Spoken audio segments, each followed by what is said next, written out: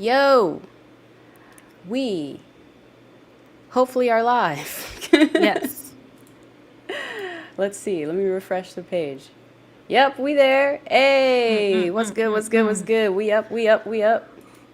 Hey, y'all. Welcome to this live. We have Evelyn from the internets here to hang out with us for, like the next hour or so Yeah. while we talk about episode 2, which just aired on the channel. I don't even know when. A week ago? 2 weeks A ago? week ago. Yeah. Was it a week? Wow. It What was a a sign. week. Yeah. Okay. Yeah. But we're here to A your cues. So if you have any cues for us to about the episode, let us know in the chat. Also, just let us know where you're coming in from, where you're hanging out with us from. You know what I mean? Where you stay, who you be with, and we can get to know you a little better for this hour that we're hanging out with you. Evelyn, how are you feeling today? While we let folks kind of Funny you should ask. Funny you should Okay. ask. Because the episode 2 coming out, like the premiere, the live chat premiere, Yeah. that was the last activity I could hold my body up for before I succumbed to COVID. No. So I was feeling terrible. I was feeling like off on Wednesday, the day before. And then Thursday, I was just like, I think I slept at 9 p.m. on Wednesday. Ooh. Like, had to draw for the live chat the next day. So after, I said, oh my God, thanks for watching, everybody. I proceeded to sleep for 24 hours. So. Wow, Yeah. that's crazy. Also, because I know that's very out of character for you to go to bed at 9 o'clock. Like, what? That is not who you are. Something is wrong. Something's wrong with you. Something's big wrong. And it turns out it was COVID. Because I remember I texted you. I was like, I think I'm a little sick. It's just cute. No, I'm just a little sick. Yeah. And then the next day I was like, I'm killing Jeez. Okay. Yeah. Oh, people are popping in. Okay. Hello, Kitty Hawk from Chicago. Hey. Revolution Exhibit from Atlanta. Hello, hello. Edwina from Manchester. Across the pond, as they say. How you doing? AJ from South Florida. Come through. Hey. What's good? Desava from the DFW. Hi. Oh, thank you. People were saying they like my hair. Thanks, guys. Appreciate it. Oh, we got Leslie. Leslie's in here in the chat. Leslie is actually our editor of the show, and she is here in the chat. She's from the BK, Brooklyn. Come on. But anyway, yeah, we are here to answer your questions. Oh, Hollywood. Somebody from Hollywood. That girl creates. Hello. She big time. Anyway, we are here to answer your questions about episode 2 that just went live on the channel last week. So if you have questions, throw them in the chat and we can get to them. But I will say, Evelyn, so somebody did reach out to me asking a very specific question that I figured we could start off with. Okay. Which was, how did we build the world? That your face. That the characters are in. Like, how did we construct this world? Oh, okay. Do you know if they meant like logistically or creatively? I think they meant creatively. How did we create the world?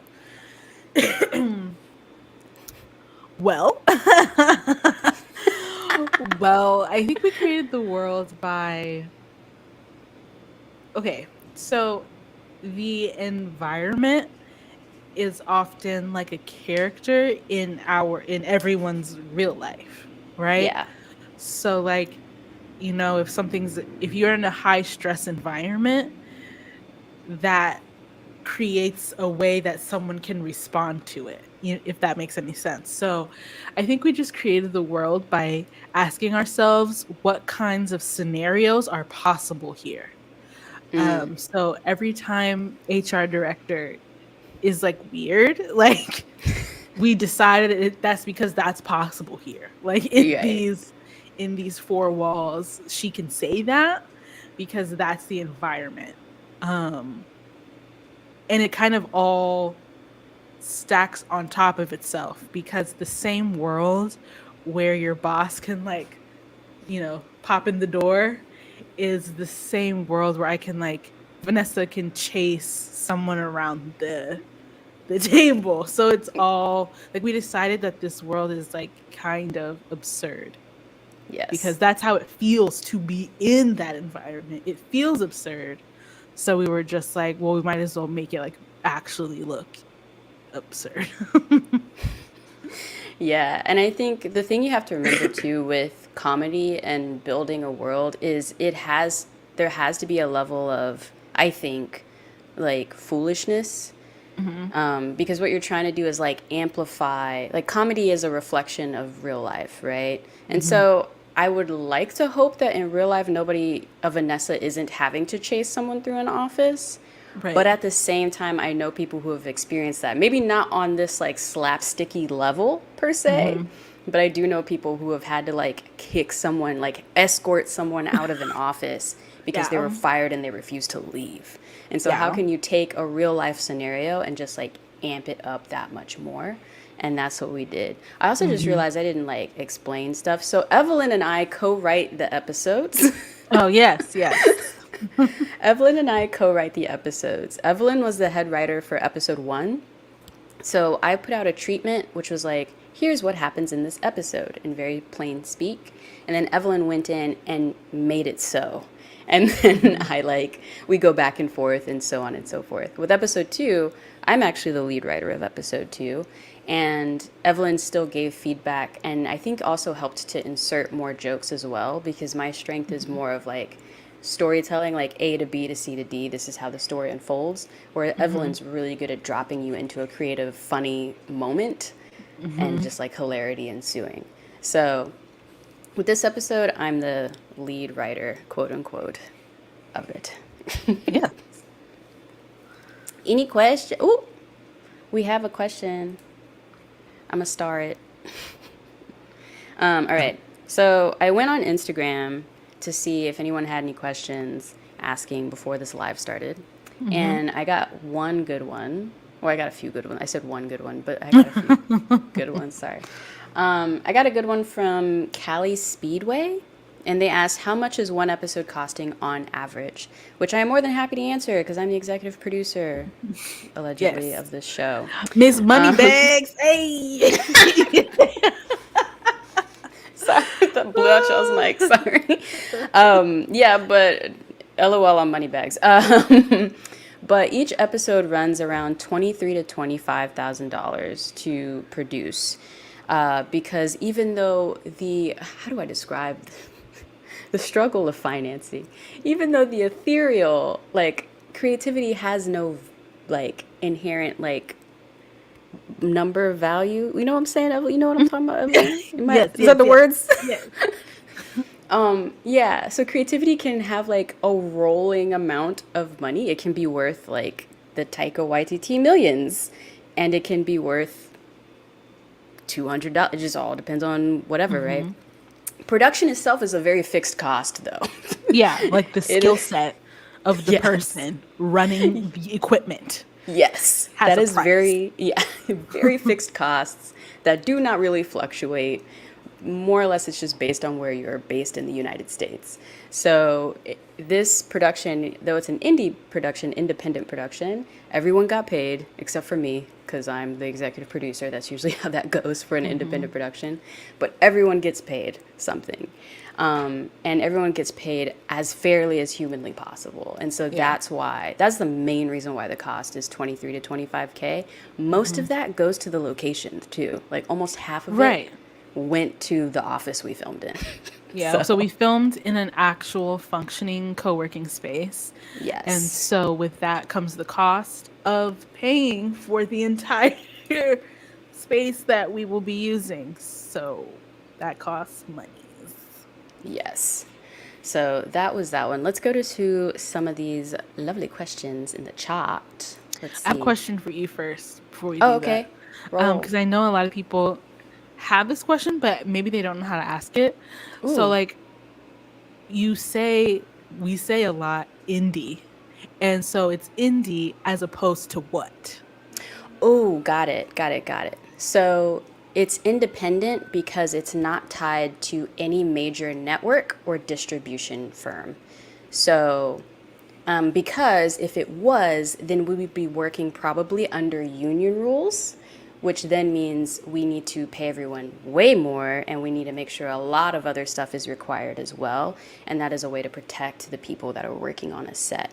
So when you're independent, that means you're not tied to any major network or distribution arm. So it's not an HBO show. It's a whoever, wherever I can put it show. Yeah. And with those types of shows, everyone gets paid. The executive producer is being paid to run the show. And in return, they're giving up usually they're giving up part of their copyright as well. Oh, okay. Yeah.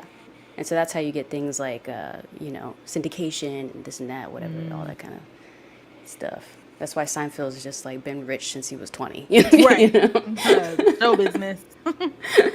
That's show business, yeah. All right. First question from the chat. The Tea Lounge asks, my only question is, how do you audition? So proud of you guys. Yeah, so currently we don't have any like opening characters that we need filled on the show. But how you would usually audition, how people auditioned for this show was our producer Grace just put out an open casting call and said what the rates were and stuff. And then folks sent in their audition tape. This was also during the time of like when Rona was like, I think Omarion wasn't even here yet. Delta wasn't even here yet. I don't know. So the auditions were digital. People submitted video to us. We didn't do them in person. Yeah. But that's how we found Kelsey. So our HR Shout out director. to Kelsey. Yeah. Yes. Shout out to Kelsey for sure. Alana Camille asked, how long did it take to shoot episode 2? I'll let you answer that one, Evelyn, while I look through the questions. Okay, so that's kind of So there's pre-production, and then there's production, and then there's post-production. So pre-production, my bad, sorry.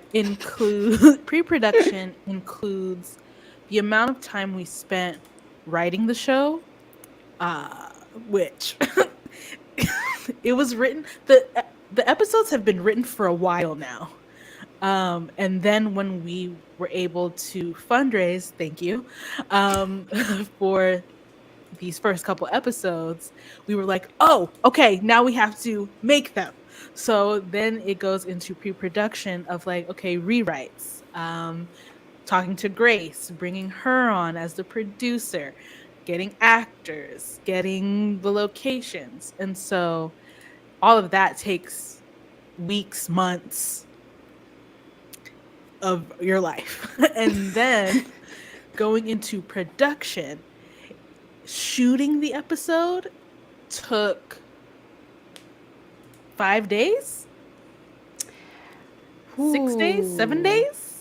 So it's tough to answer that because we filmed episodes 2 and 3 together. Yeah. So we'd spend the first half of the day filming episode 2, and then the last half of the day filming episode 3. But if I had to like break it down, I would say that episode 2 took 3 days to film. Okay. 3.5, probably. 3.5 days of filming. Yeah. And then, so that's production. And then it goes into post-production, which took, I don't know how long it took to actually edit and do the sound of all that. So. Yeah. Leslie's actually really fast, I would say, for a picture editor. Because I assistant edit the show, which means I take all the footage, organize it, sync all the sound, and prepare it for Leslie to then do the picture edit. And I think from the time I set it up for her, which took me about a day and a half, to the time she sends me a first draft of an episode, it takes about a week and a half. I think it took a little bit longer this time because she's a baller and she's working on other stuff too. So I think it might have taken a little bit longer than that. And then from there, we move into the revisions. Episode 2 is actually really hard editing, and I think part of that is because I, as the writer, put in a lot of visual notes that, as a writer, you're usually not supposed to do. So we ended up having to rework the episode a lot of times for it to finally get to the version that y'all saw. So it took about a month and a half of revisions. Sorry, Leslie. I'm sorry. Yeah. So to answer the question, a long time. Every episode takes a long time. Every episode takes a long time. But you won't be waiting that long for episode 3. Just saying. It'll be coming at you, if not by the end of the month, early August, because I already got the sound on that one. We're moving and grooving, y'all. I don't even know. Okay, next question. I am not even looking in the chat. Are y'all all right? Hey. Y'all good over here? Are y'all good? I see people are coming in. Hello. Thank you so much. If you have questions, throw them in the chat, and I will answer them to the best of my ability. Thank you so much. All right. Hello Kitty Hawk 12 asks, how tall are both of you? I assumed you were both the same height because we only ever see you sitting down. That's hilarious. Because it is so far from the truth. I am so much larger than Hallease. Like, so much larger. In every direction. I'm just larger than Hallease. One of my favorite scenes is episode 2, at the very end when we're walking to my car. And so the angle is like pointing down at you because that's how tall I would actually be looking at you. And then yours is like from down here. So, if we were to, like, Evelyn's sitting, if I were to actually be how I am when I'm standing next to Evelyn, I'm like this. Like, I'm here. It's hilarious. Yeah, I think there was, you won't be able to tell because we're professionals, but there's, I think, a scene in, I don't know if it's 2 or 3, where you're fully standing on a box. Because you have to be able to see both of us in the shot. And if you were to just zoom out, like, you are standing on a box. Fully. So yeah, y'all, I'm 5'1". I'm a short person. I'm very short. I'm 5'9". Yeah. So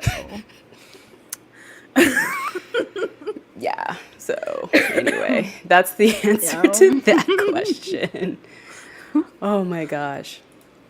All right, next question. Oh wait, hold up. What's happening in the live? How are y'all doing? How are y'all doing? One of these days, oh man, I want to be cool and have like a team of people that do the live stuff. You know what I mean? Absolutely. Dreams. One day when I'm cool. Yeah, that'd be so neat. Anyway. All right, next question. Ooh, okay. Edwina says, I love the chase scenes, so good. My question is, did your favorite scene to write match up with your favorite scene to shoot? Oh man. Oh. Shooting is such a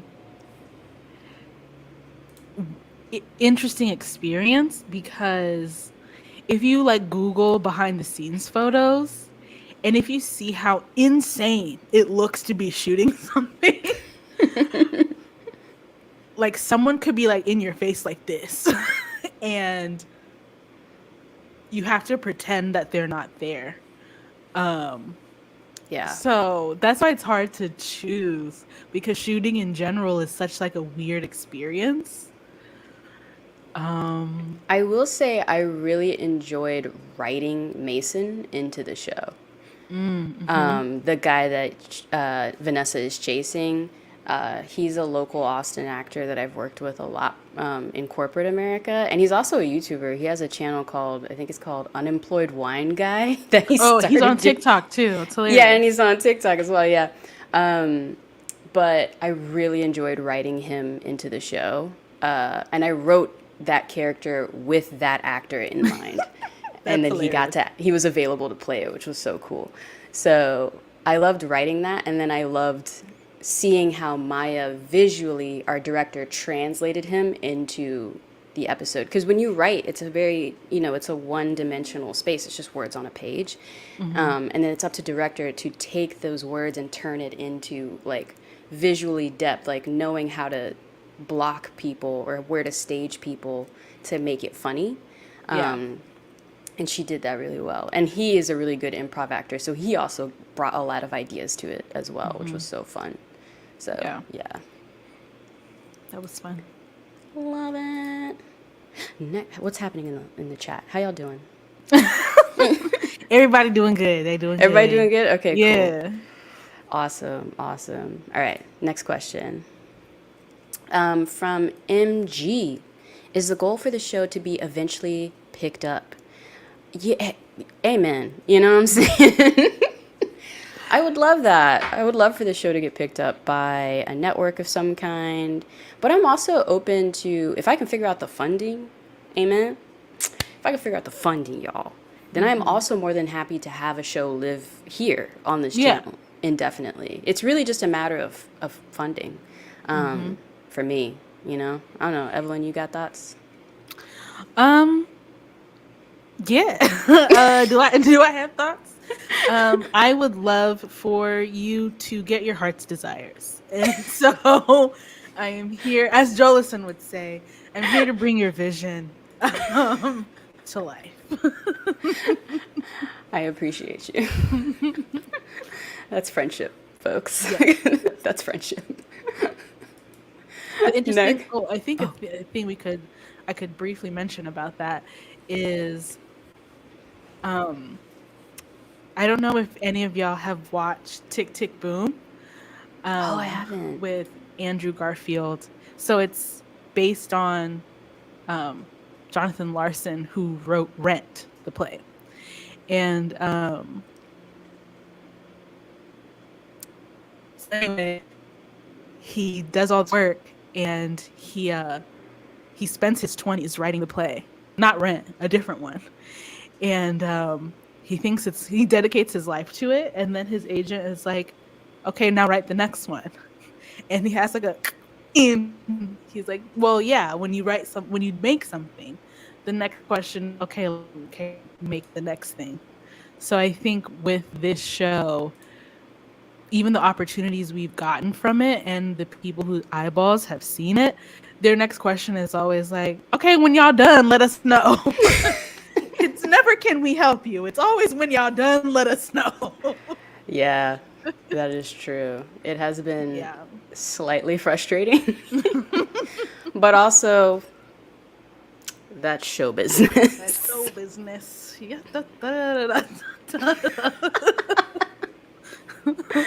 Oh, man. Okay, next question. That girl creates. I am not even like reading these hardcore before I put them live on the screen. I should really do like a prep read. Anyway, do y'all market the show, run the crowdfunding campaign yourselves, or do y'all have a team? Homie, my team, I'll be like, I think there was a TikTok that was like someone typing in their emails like, yes, and we'll get right out. I'll get my team. And they're lying. It's just them. It's just me. I managed the Indigo. I managed it. Yeah. I be using the word team. Ain't no type team. It's just me. Ain't no team. Ain't no team. The marketer is me. The Indiegogo is me. Fulfilling the perks of the Indiegogo is me.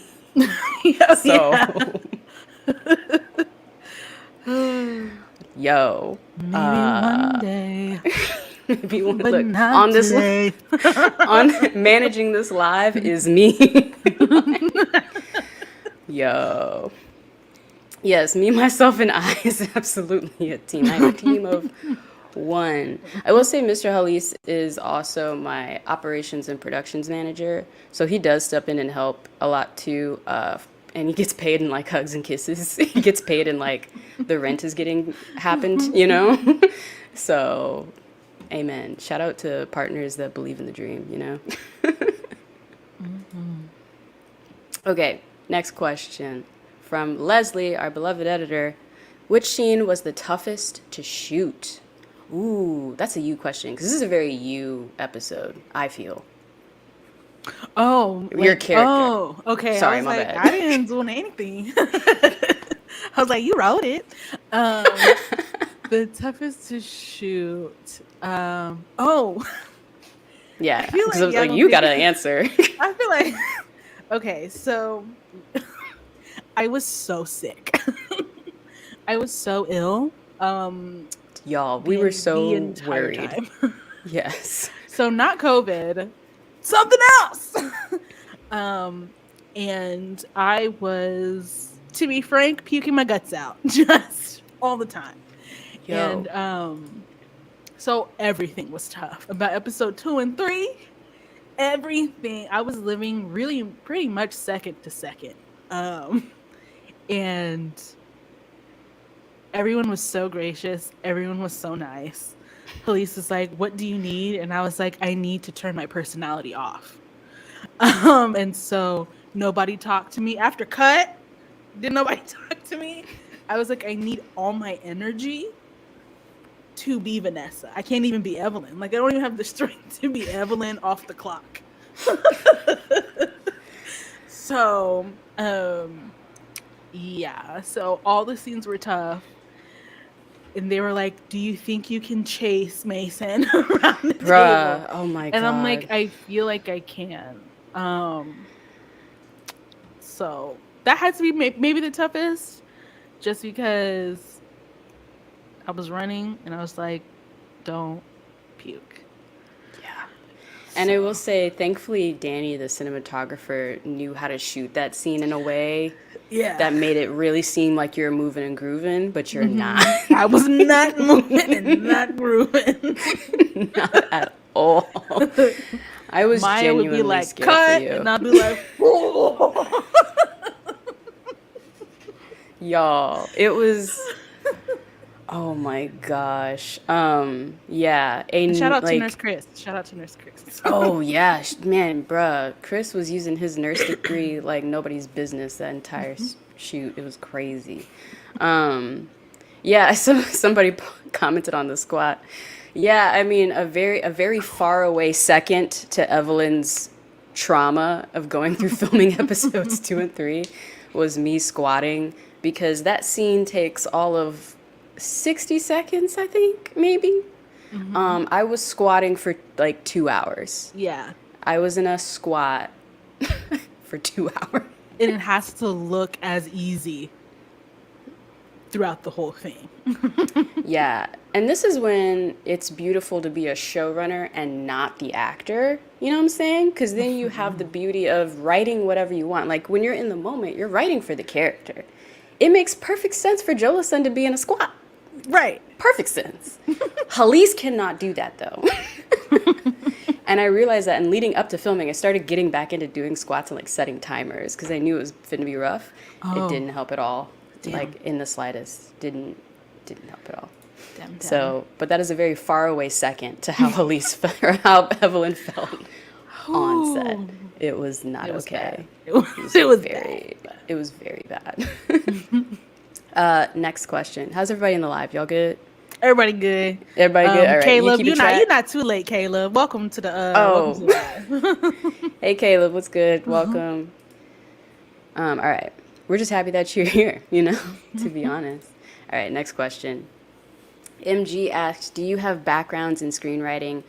Who influenced your current writing style? I'll go first, I guess. So I kind of do. I went to film school. I'm one of them. You don't need to go to film school to do what we do, but I went for whatever reason, hook 'em horns and stuff. But I did take a screenwriting class, which I think, helped me with my storytelling, made me a better editor, producer, all of that kind of stuff. So that's my background.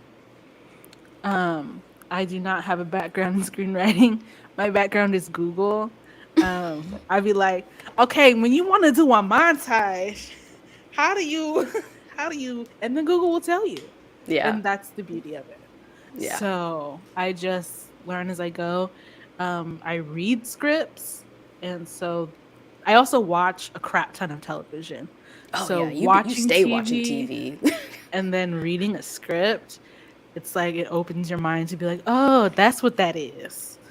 So yeah, that's my background. It's DIY. It's very DIY. Which is honestly all you need. I mean, like, when I was in film school, I think it was really hard to find these kind of resources, like, easily available. But now if somebody asks me, like, should I go to film school for screenwriting? I'd be like, no, don't do that. Don't do that. Because I feel like you can learn that, but you can't learn life experience.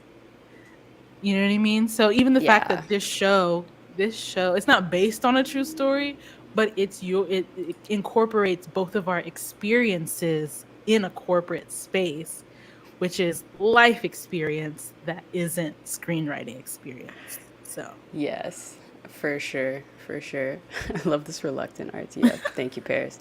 You know what's up. Next question, which is also from Paris. Cool. What were the snacks? What were the snacks on set? So once again, Evelyn wasn't really touching nothing. I At was all? not. No. Of the snacking variety.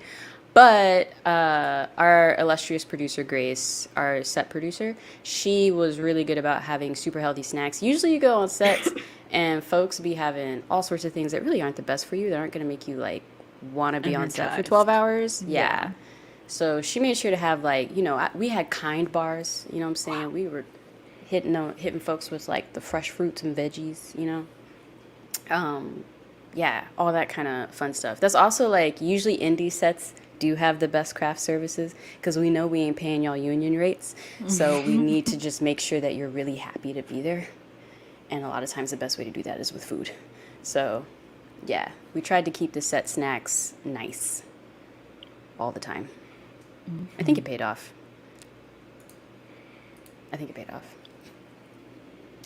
Ooh, here's a good... Hold up, how's it live? Yes, kind bars. They're great. Yes. They're great. Okay. All right, next question from Mars T. How do you start building a film portfolio when you out here by yourself? Got no help. Wow. How do you start building a film portfolio? So... How does one? Everything's okay. So this is my advice. Everything's made up, right? Facts. I remember years ago. I have a YouTube channel, whatever, since I was but a babe, and this has to be like a handful of years ago. I remember watching Casey Neistat, and he called his videos films. Oh, and yes, I remember that too. You remember that moment? Where we were like, let me find out we've been making films.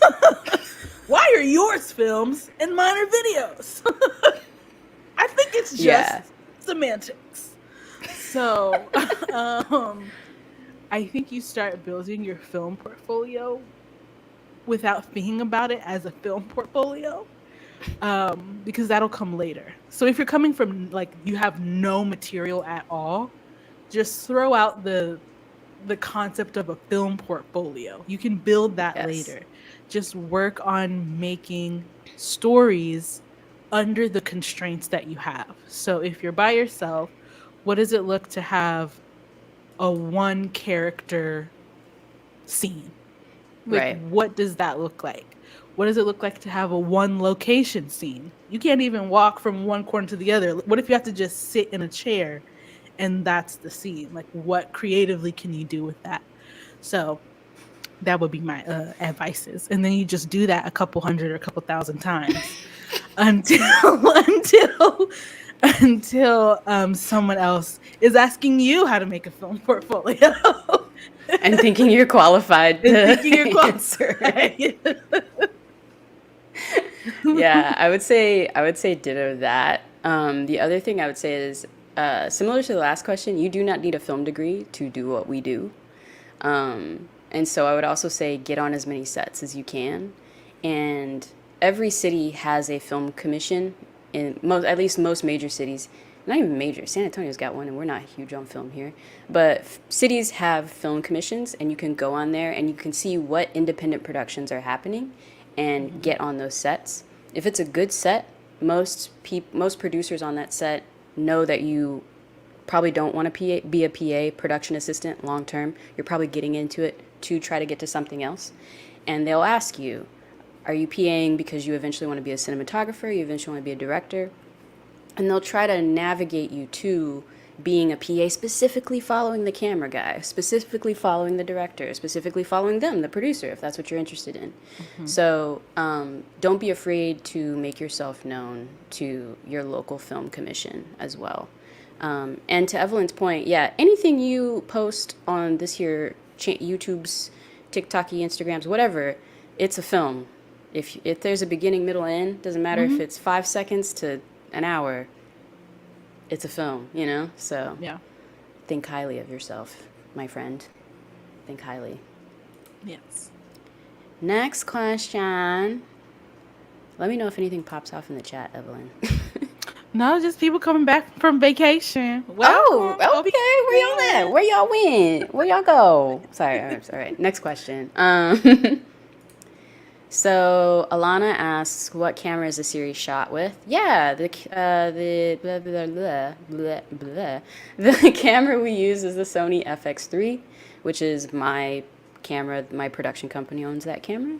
And then we shoot it with the Tamron 28-75, which is the knockoff, because Sony real proud of their glass, and I don't got Sony glass money. Sony glass. Sony glass be doing the most. So we use the Tamron 28-75, and we also have the Tamron 17-28, and then I do have a Sony 85 millimeter that I think we might have. It's right here actually, that I think we might have used at some point. But we don't actually use like a cinema camera, not like a cinema camera, to shoot the show. We use a very snazzy mirrorless camera. So, yeah. Hopefully that helps. It also doesn't matter what you shoot your show on. Like, that's just the camera I have. So, yeah. Tell a good story. We'll watch it. For real. Oh, okay, here. Next question. Who or what inspired the Jolison character? What a amazing question that is so multifaceted and exciting to answer. So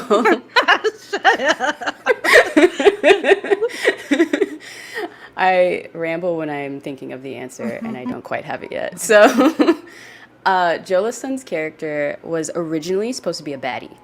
She was originally supposed to be, I think originally in my mind I had like a Jackie Aina type like woman who's just like someone that looks incredibly different from me, but is still like exciting to play. But then get to the fire though, just get to it. But then as we were in the process of developing her, what ended up happening, can we get to the fire? All right. Live. But as we were developing her, Vanessa was like really strongly developed. We pretty much knew who she was going to be. And we realized that having a Jackie Aina type character to Vanessa wasn't going to be a strong enough foil. It wasn't going to be a strong enough opposite to who Vanessa is. And that was when I was like, oh, let me pick an aspect of myself and just amplify it. So I am not Jolison, but I do be feeling like the vibe is off.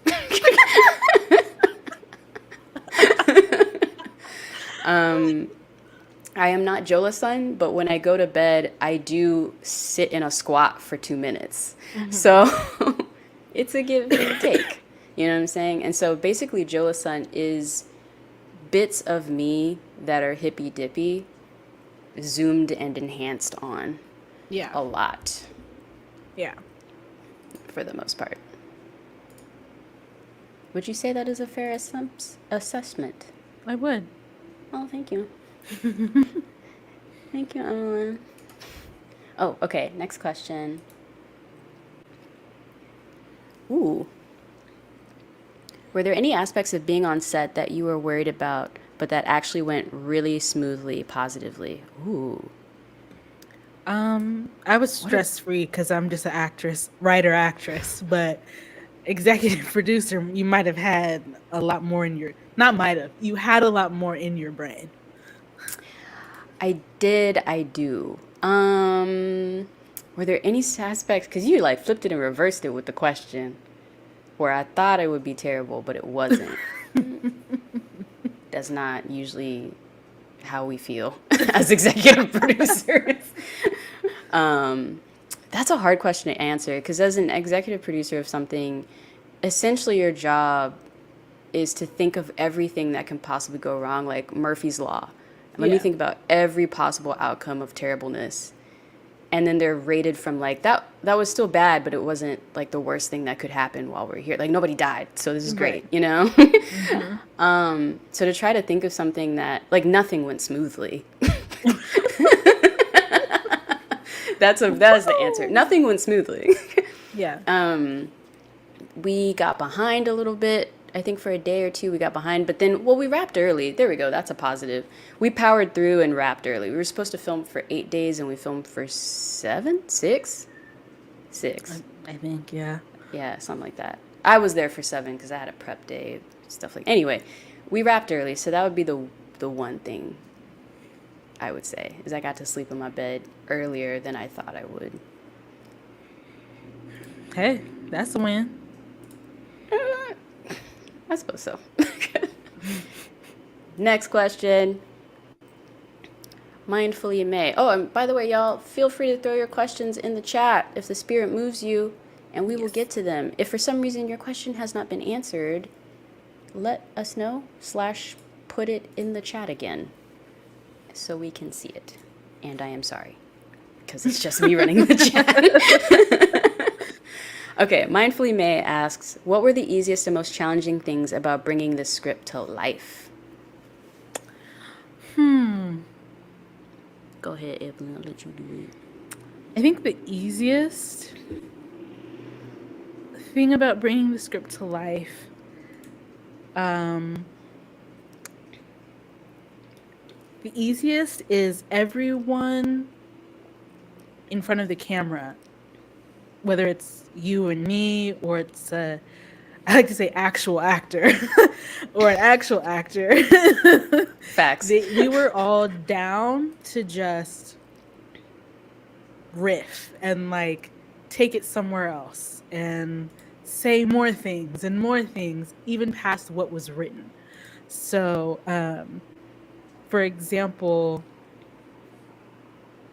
you know, you had to write Mason into episode 2, but that scene where he's behind me and just like packing up, Maya made us keep on going. Like he's packing up, he's throwing a tantrum. I'm like, oops, skirt. Like I'm still going. I'm Vanessa.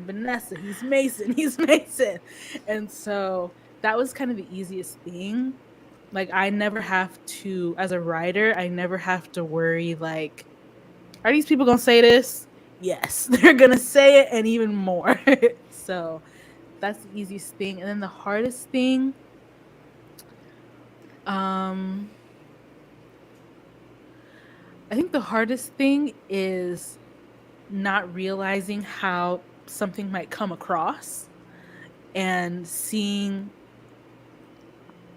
like when you write a script, it's just your words. Like you were saying, it's 2-dimensional or 1-dimensional. And so then it passes through the director, it passes through the cinematographer, it passes through the actor. So these are 3 other people interpreting your words. And so me being like, oh, dang, did I make it seem like this person was supposed to be like kind of a negative Nancy and they're not? So that's the hardest thing. But that's just me though. Yeah, I think for me, what the easiest thing was, I think the easiest thing for me was picking the producer to work with me on this project, who is Grace. I think some of y'all may know Grace, some of y'all may not. She's kind of OG. But yeah, picking her, it's basically like, so I eloped. I wasn't really big on getting married in a publicly expensive way.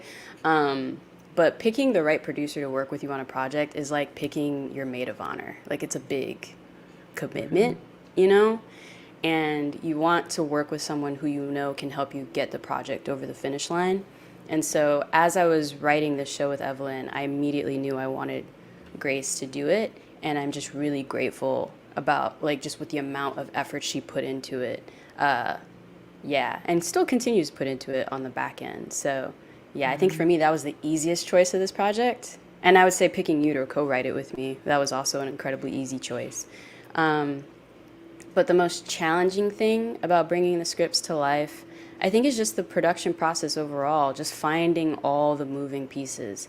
Like, we were looking for a location, Grace and I, for a while. And I was like calling different offices, not even just in Austin, but in San Antonio. And then all the logistics of that, figuring out travel. For episode 1, Maya had a bug in her room. Like, it was, you know, and I have to like handle all that stuff. So the whole process is just like, imagine planning a wedding that's 6 days long, you know? Like, think about it that way. Imagine planning an event that's like a few days. And I think that's the closest thing I can get to, like, explaining to people the process, you know? Mm-hmm. Next question. How's the chat looking, Evelyn? People haven't Chat's been in the looking chat? good. There's some other questions that Oh, I can answer while you star some of them. okay. Go ahead. Answer this. I'm a star stuff. Have you watched any scenes back and have thought of a better line for the character? I don't think I personally have thought of anything better. That's what's so good about Maya, the director, is in the moment, she'll be like, okay, we got that according to the script. Now say this, or now say it this way. And so because she's the director and she's seeing it in her mind's eye, she can give us those like quick one-off like improvements to make on the spot. So I haven't thought of anything better, but she has. Yeah, I would say ditto that. I feel like Maya just adds so much more in the moment. And that's the beauty of, like, just getting other eyes on it, Yeah. you know? Next question. All right. Ooh. This is a good question. From TM. What's the most uncomfortable thing about being in front of the camera in the context of creating a web series compared to what you do on YouTube? Oh, that's a great question. Right? I don't consider myself an actor. Me I either. can I can show up and say my lines, but I don't know if I did take like an intro to acting class and like improv and stuff, and so I could learn how to direct people better. And so I don't know if I'm that great of an actor. And you feel, at least for me, I can only speak for myself, I feel slightly silly on set doing acting. There's a level of like Unhinged that you have to be. yeah. And Virgo me Oh, struggles. yeah, you don't be unhinged. I don't be unhinged, bruh. Yeah, so that's what's hard for me. Whereas with YouTube, I'm just You're you, first of all. I'm like you're me. just you. Yeah.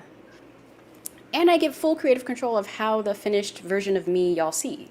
You know, why do you think I don't be really doing lives? So, yeah, that's my answer. I don't know. You Most uncomfortable thing.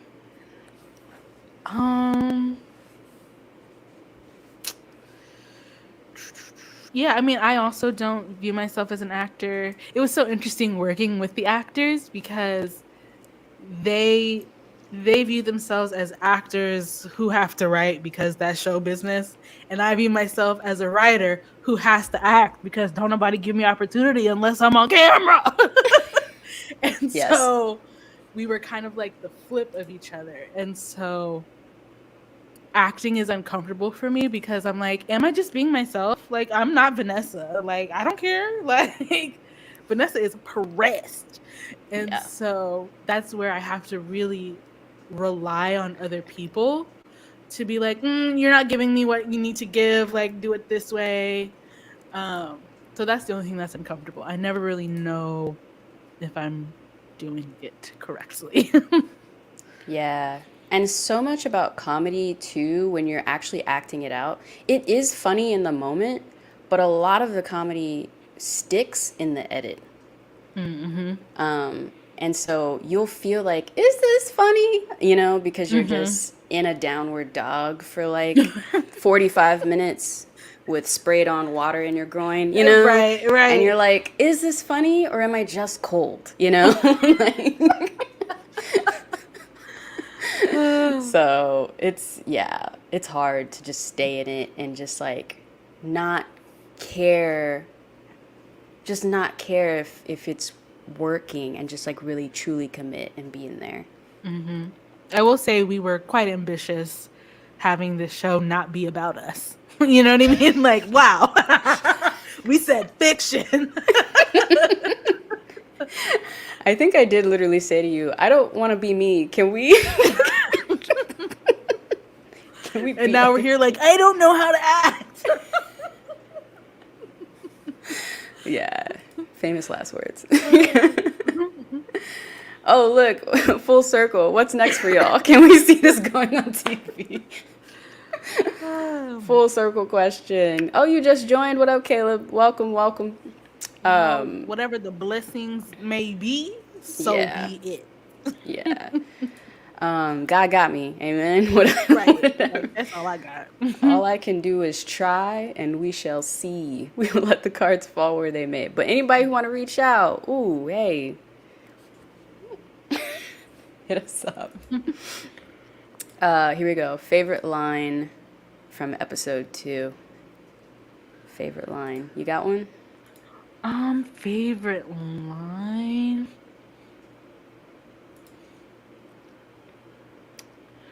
Ooh, let's see. I don't know if I have a favorite line. I have a favorite action. Okay. When Vanessa was kicking out Mason from the office, it was Maya, the director, who said, "Put your hand underneath the hand sanitizer." And so I just did it, and that was hilarious because Vanessa obviously wouldn't look; she would just deep and just like get it done. So that was my favorite like improvised action that Maya made me do. My favorite line in episode 2 is Jewel of the Sun, for sure.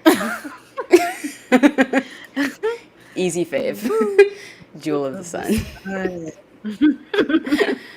Because that was improv. I didn't write that. And it just speaks to Kelsey's improv skills, which are just like, she commits, like she fully, like we were talking about, she's an actor. She really is like, I am this terrible person right now. And she's not terrible. She's a delightful person to actually be. She's not delightful at all. Or she's not terrible at all. Complete delight to be around. So, yeah. Ooh, another question from Natmari. How is this different than your big YouTube productions? Any tips to have a natural presence like y'all have?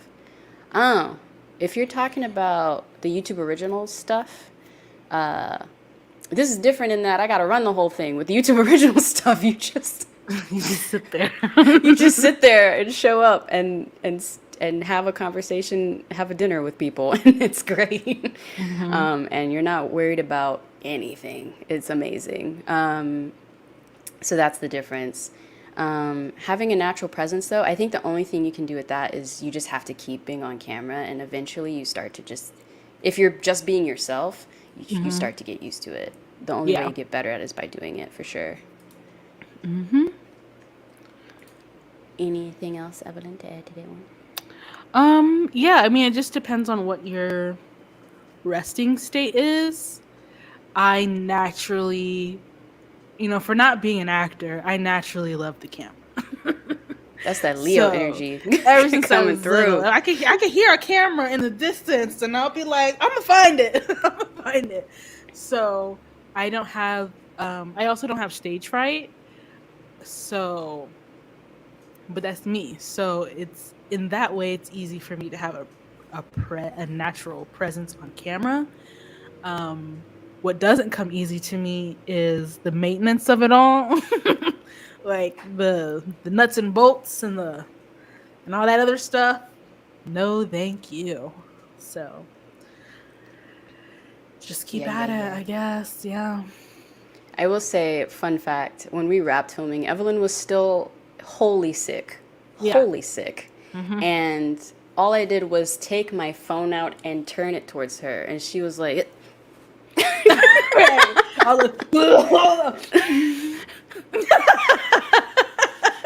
So y'all, Evelyn loves the camera. Like, she loves it. Meanwhile, people point a camera at me and I'm like, what's happening? Like, oh man, Evelyn, it's a gift and a curse. It is beautiful to see. Evelyn finds her light. You know what I'm saying? Like, it comes effortlessly to her. I try. I try very hard. Next question. As an amateur who knows nothing about cameras productions, why do you go high production route instead of just using a DSLR and some friends like Awkward Black Girl? I apologize for my ignorance. Fun fact, actually, Awkward Black Girl also did an Indiegogo campaign for their first season. It wasn't Indiegogo, they used the other one, not Seed and Spark. Kickstarter?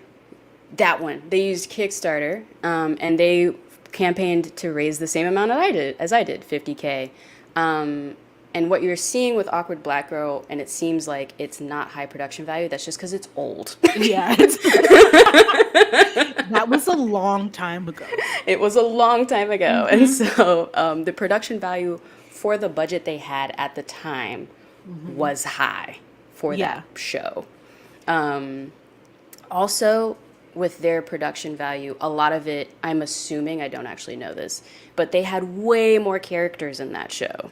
It wasn't just Issa Rae and the two, like, the guys that she was into with the white guy. Yeah, and Nate. It wasn't just, oh my God, yeah. Yeah, it wasn't just them. They had the person in the office who was this, the person in the office who was this. They had a whole ensemble of characters. And so a lot of her budget, I assume, probably went to that as well, just paying more people, because you have that ensemble of characters and the crew to pay.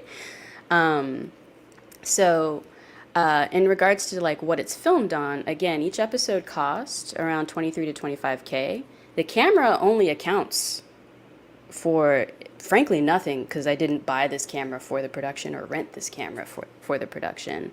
So yeah, there's that. And then the other thing I would say, why to go the high production route. Unfortunately, people don't just give you a show and, you know, a multi-million-dollar budget and let you do what you want to do. They need to see what you can do at the 5-figure level, at the 4-figure level even as well. And so for me, I really went into the show wanting to show how high production value I could give in a story at a certain budget. So that way, when the HBOs and the Netflixes or whoever, ABCs, finally see me, they can see that I am capable of a lot with not too much money, and then want to give me more money. Hopefully. So yeah, and also that's not a dumb question at all. It's not dumb at all, because like you don't need to know about show business. Like, right. You just need to enjoy it. That's the thing. So yeah. Next question.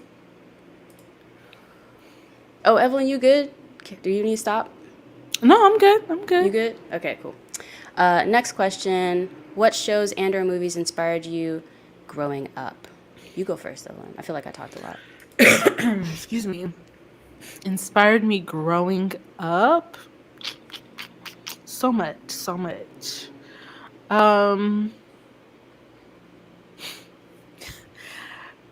People feel a way about her, but one thing you can't deny is that Miss Raven Simone was the Black Girl blueprint. Like, she was like running things, and to see a girl be so funny, so creative, physical comedy. And granted, she'd been working since she was 2. Like, she'd been at that for a while by the time That's So Raven happened. But just watching her, the costumes, how creative it was. I watched That's So Raven the other day, and I still laughed. Like the fact that it's still funny to me is very inspiring. So that's So Raven.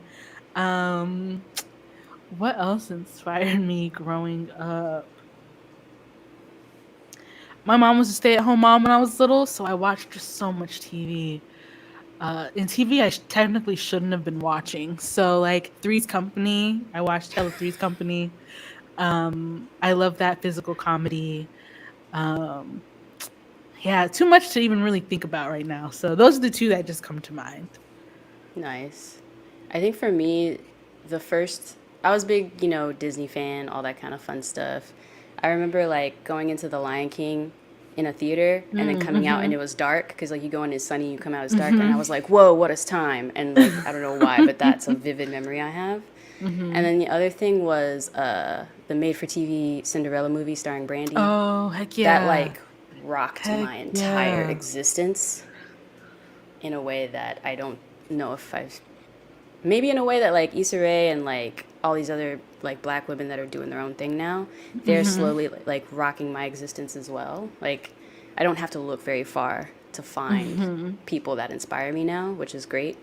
But the made for TV Brandy was kind of like it was a moment. It was a whole vibe for a second. So that really stuck out to me as well. And then I was a Cartoon Network kid, man. Like, oh yeah, I was watching Adult Swim when I shouldn't. Like, yes, all that stuff, So that's next time on Dragon Ball Z. Like, I was that dork. Okay, so yep, yeah, it worked out okay. Next question. Ooh, did you have any? I don't think. Make us have a fight. I don't think so. To me, I don't think so. I don't think we had a conflict. If anything, you asked a lot of questions. Yeah, when it comes to like group projects, I'm like, am I doing this right? Is this what you want? Do I do this? What about this? What about this? Because for me, it's very like either I'm involved or I'm a slacker. So yeah. And so I would say that was intense. I didn't realize how many questions you would have developing the show. Yeah. But not conflict. I was just like, oh, I need to get my life together because she's asking questions that I'm the showrunner, so I should know the answer to. And I don't. So, my favorite is when you would just respond like, that's a very good question. I did that a lot. Wow, what an amazing question. Really gets to the heart of the matter. Really. A+ question. Love it. Love it. Okay. I'm trying to make sure. Okay. Next question. Are you all improvising at all or sticking to the scripts? Improvising all over the place. So much improv. He's crazy. I wouldn't say that it's not so much that the scripts are only an outline. You know what I mean? But everyone was adding a lot to the script, for sure. Yeah. So I feel like we would do like a take or two that sticks to the script. And then it would be like, okay, go wild.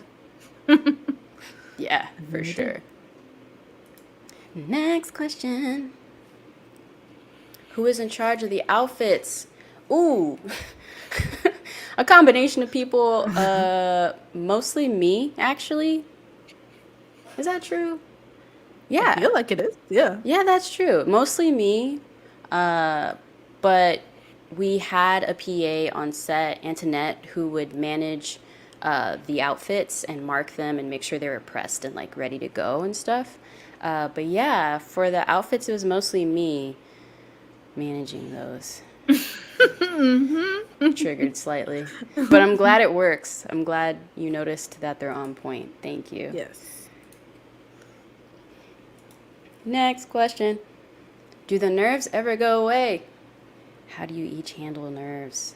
Ooh, you go. I'm curious to hear what you say, Evelyn. I would say the nerves never go away, but the bad nerves do go away.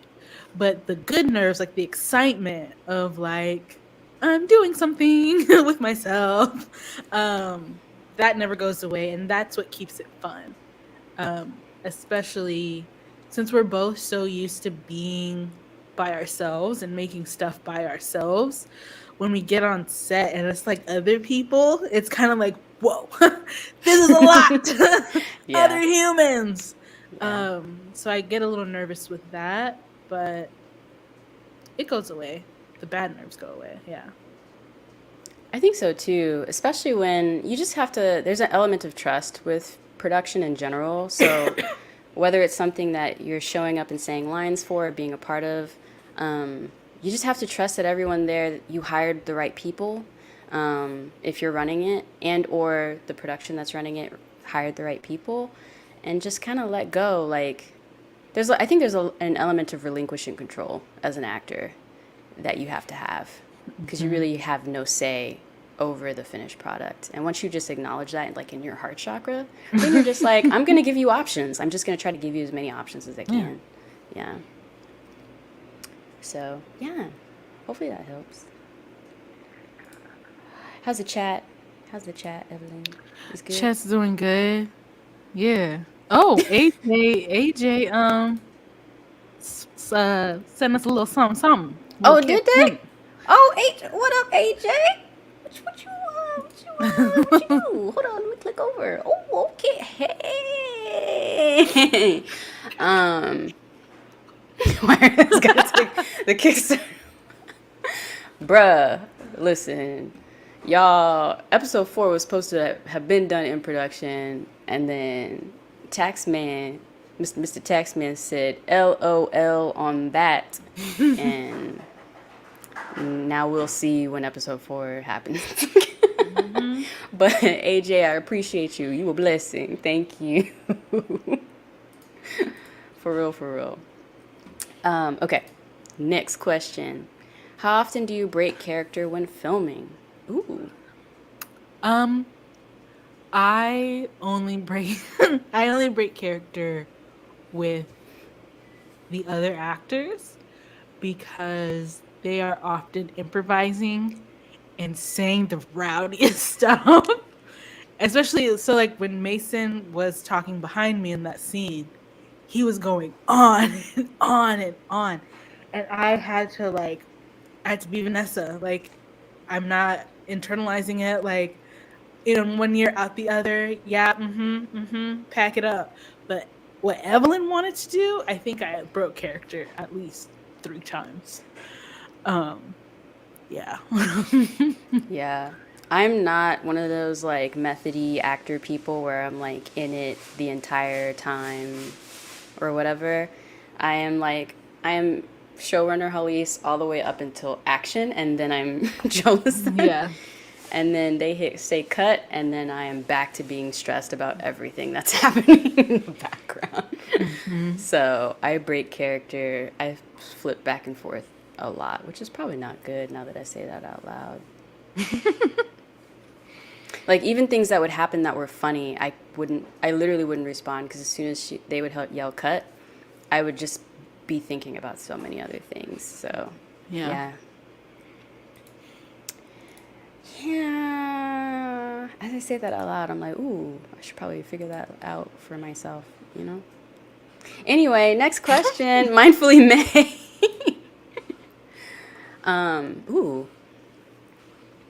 Ooh, what a thought-provoking question. Hold up.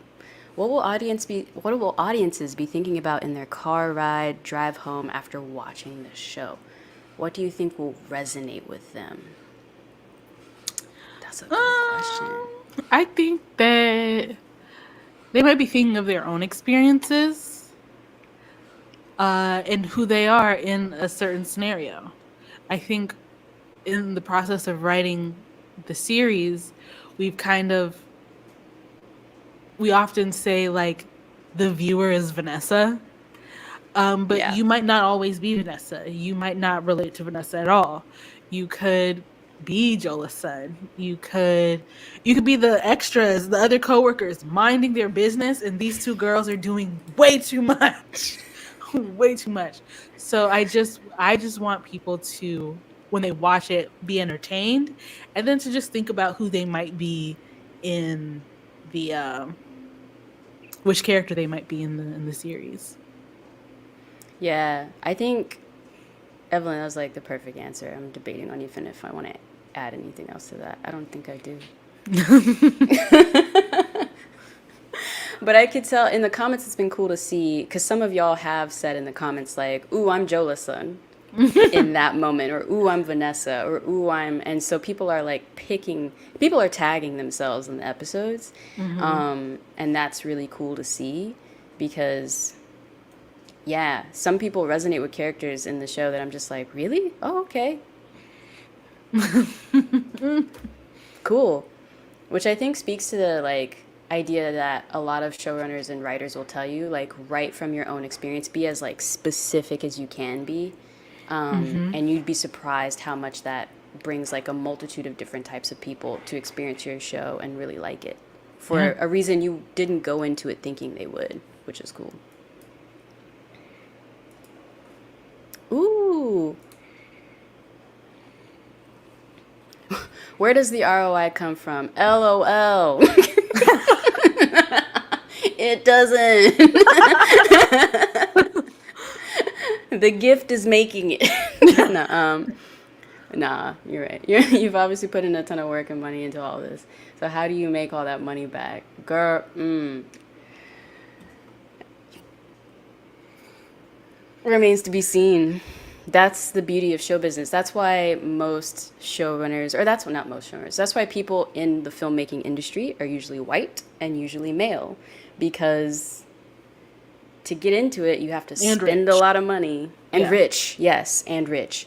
You have to spend a lot of money to just even get a foot, not even in the door, like to get into like the building that the door is in. That's right. Kind of like kind of like what we were saying before, of like Hallease, you've had people, like executives, love what they've seen so far. Yeah. And their next sentence is, "Let me know when it's done." As if I have the money. So that means you have to afford not only to start something, but to finish it. Yeah. And people like just don't be having that money. So the ROI comes from being one of the few, like the rare few who have finished a thing. And hopefully someone somewhere sees that and helps us turn it into the next thing and the next thing. Going back to the whole Issa Rae question, Awkward Black Girl was not her first web series.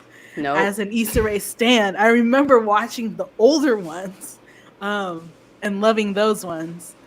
So you just gotta, the ROI comes eventually, maybe. Maybe, hopefully.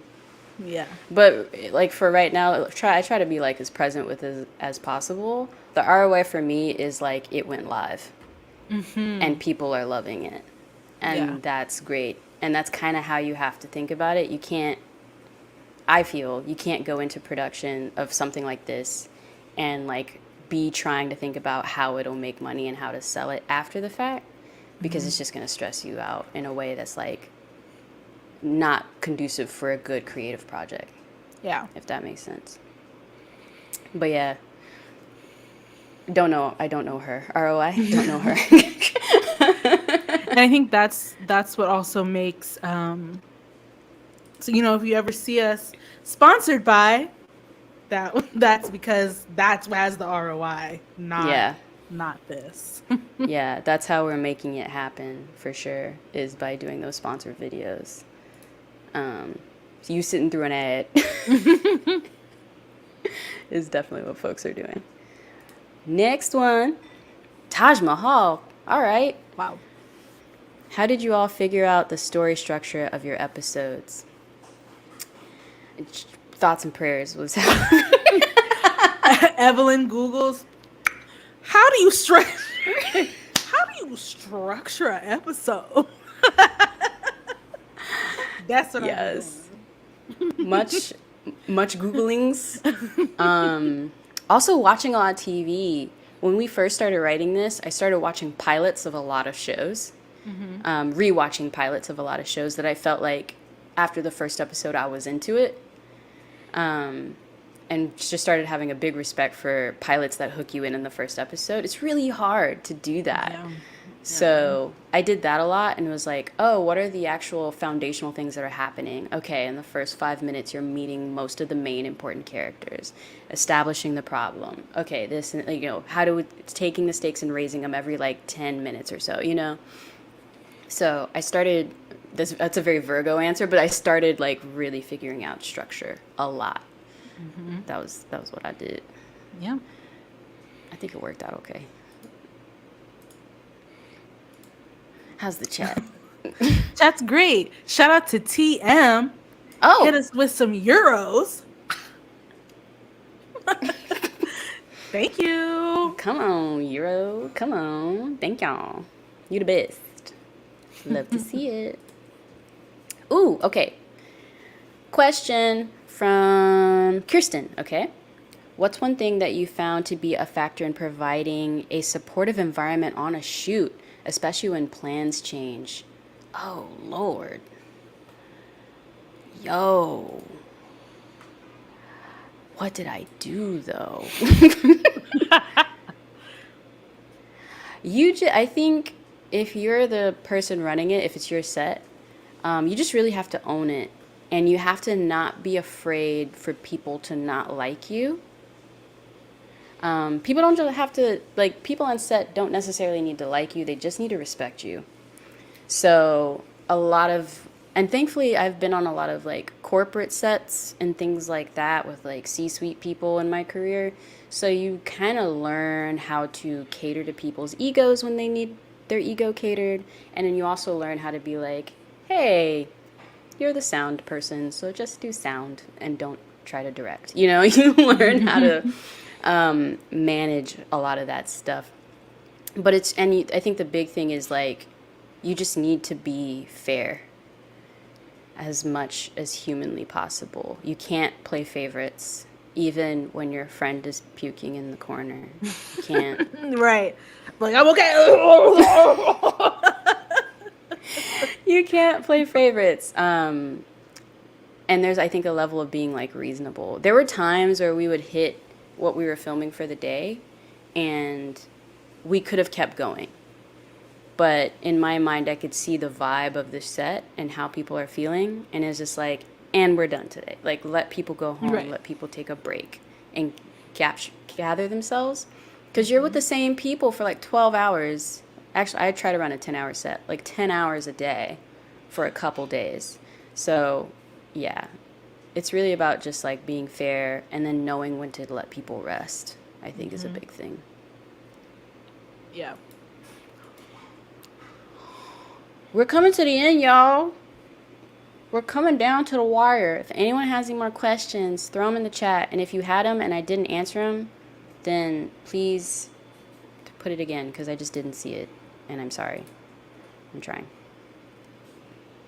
I'm trying really hard. But sometimes it just doesn't work out.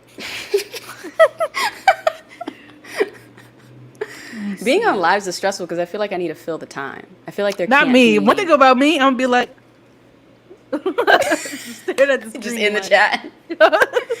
Well, in real life, I have no problem sitting in silence. But on the chat, I'm like, you're here to be entertained, so like, let me entertain you. AJ had a question though. How did you film all those glitch scenes with Vanessa and Jolison? We would forget to do them. Moved on to a whole different setup and then be like, wait, did we do the glitch? Whoops. But the correct way to do it is to shoot the scene with no glitch, saying all your lines, everything there. And then what we do is we just keep rolling at the end of the scene in that same shot, same setup. And we just go through a series of faces. So Maya will be like, all right, give me a glitch that's like, you're constipated, you know? And we just like would do that for a while. And then Leslie, our amazing editor, intercuts it in and puts some awesome effects on either side. So you don't actually see that it's actually just a cut. So yeah, that's how we do it. It's actually pretty straightforward. It's not too bad, thankfully. 20, hold on. What? shut the front door. Sorry, that was a very epic response. Thank you. Thank you. Yeah. May the blessings of Abraham. Not Abraham. Enlarge your territory. That is mine.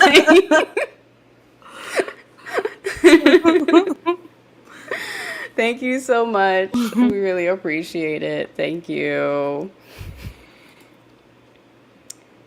Oh, okay, here's a good question. As we conclude. Hold on. Mars did have a question first. Should we answer Mars's question first? Okay, sure. And then go to you. Yeah, okay. Any advice for getting feedback on scripts? Yes. So first you did the hard part, right? Writing one. Wow, congrats. Next, you have to kind of do a little bit more hard work and find people that you know to read it. So I stress people that you know, because you need to know where their feedback, like what place it's coming from. It's kind of like going to school. Like if you got a grade from someone who's not your teacher or someone like who's not even in your class, that doesn't make any sense. So you need to either find a fellow writer or someone who loves watching TV and likes reading scripts, or even like Hallease sent the script to your friend who's worked in HR. Yeah. So it doesn't even have to be someone who knows how to write a script. It could just be someone who has something valuable to offer you in their feedback. And just send to them and be like, tell me your thoughts. Or you could give them specific direction. Like, do you understand what happened in the script? Yes or no? Or like, did the characters make sense? Yes or no? So you have to kind of start building a community of people who will read scripts for you and with you.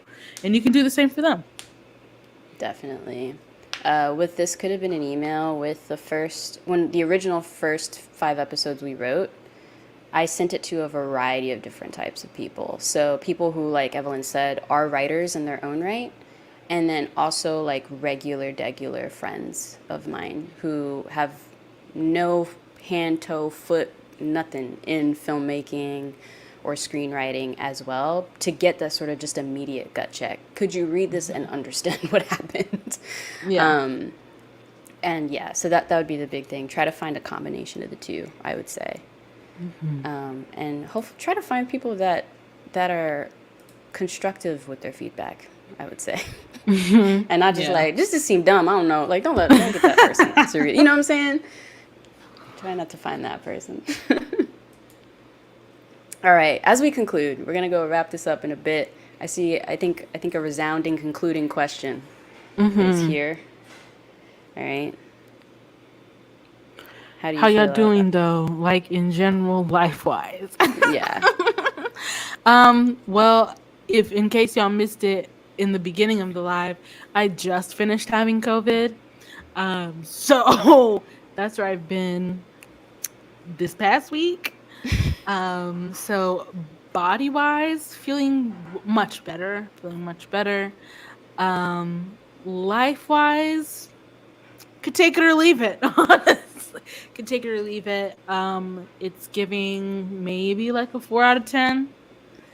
And that's just that. Lots of things happening in the world, and everything's not fine. And so it's kind of like it's a weird frame of mind to be trying to go on like nothing's wrong when lots of things are wrong, just like in society. Yeah. So that's how I am. I'm a 4 out of 10. I think that's really honest and good. I would say that I'm not quite a 4. I think I'm a little bit higher. I think I'm like, in my personal life, I think I'm a solid like 6, you know? because like I love where I live. Like my city, state trash, but my city, I love where I live. I love the community that I've gotten to cultivate. I love what I'm working on right now. But I am not immune to what is happening in the world at all. And I do feel like, what's my exit strategy? You know, like, real talk. So, yeah, I'm grateful for the life I have and the person I'm spending my life with as well. But I am very much like, Yeah. just that face, like, all the time, just all the Yeah. time. I find I think- myself trying to find joy, like, wherever humanly possible. Absolutely. Yeah. I told you, I was like, yeah, working on this with you is what's keeping me attached to reality. Because if Yeah. not, I'm untethered completely. Yeah, and I remember thinking to myself, oh no, we need to get renewed for season 2. Better be season 2 or else I'm out. I'm not on the internet. I'm Evelyn off the internet. Oh no, not off. Y'all. But yeah, it's hard because it's like, yeah, you just don't know what to do. I think that's the thing I'm struggling with, is there's no like, here is what you do to help the world. Yeah. It's, yeah. So that's where we're at. Probably a smidge too honest for the live, but thank you for asking. Yeah. And shout out to this monies. Oh my God. Oh, hold up. Let me click over. Coins my for God. real. Okay. Yes, Abraham, Isaac, Jacob, blessings. Yes, enlarge your territory. Come on now.